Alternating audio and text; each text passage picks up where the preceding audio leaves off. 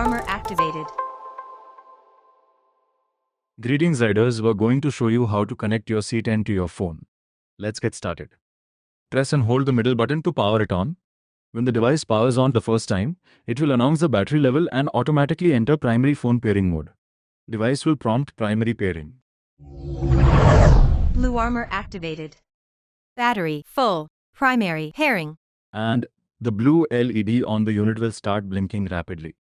For subsequent pairings, the device will be in standby mode indicated by the blue LED blinking slowly.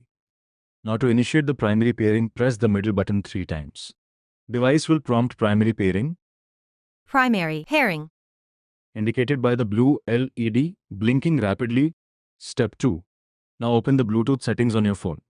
Scan for a new device and look for the name C10_ your unique device serial number. Tap on it to connect. Once the phone is connected successfully, the blue LED will turn solid and you will hear the audio prompt primary connected. Primary connected. And that's it. Your C10 is now connected to your phone and ready to use.